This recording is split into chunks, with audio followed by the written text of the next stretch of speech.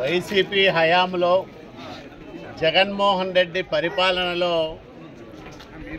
జరిగిన అరాచకాల ఆనవాళ్ళు ఒక్కటొక్కటిగానే వెలుగు చూస్తూ ఉన్నాయి.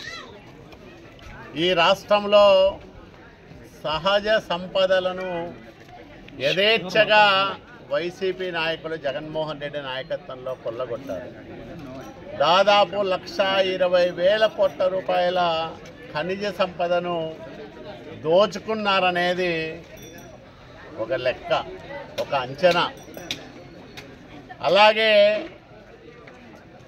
మద్యం అమ్మకాల్లో వేల కోట్ల రూపాయల దోపిడీ జరిగిందనేది ఒక్కొక్కటిగా బయటకు వస్తూ ఉంది.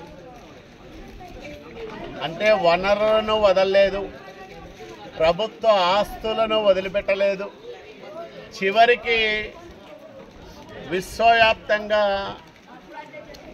కోట్లాది మంది కొలిచే దేవదేవుడు వెంకటేశ్వర స్వామిని కూడా వదిలిపెట్టని అత్యంత దుర్మార్గుడు జగన్మోహన్ రెడ్డి. స్వామికి సమర్పించే ఆహారంలో కల్తీ ఉందని తాజాగా శాస్త్రీయంగా ల్యాబ్లో చేసిన తనిఖీల్లో వెల్లడైన వాస్తవం. భక్తులకిచ్చే లడ్డూల్లో వాడిన నెయ్యి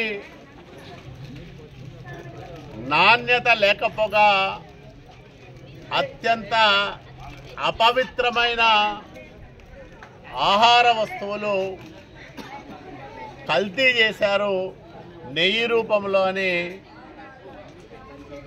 ల్యాబొరేటరీ నివేదికలు స్పష్టం చేస్తూ ఉన్నాయి.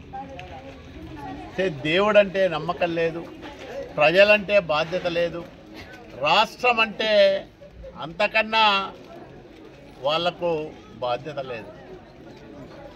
కేవలం స్వార్థం, డబ్బులు, కేఎంఎఫ్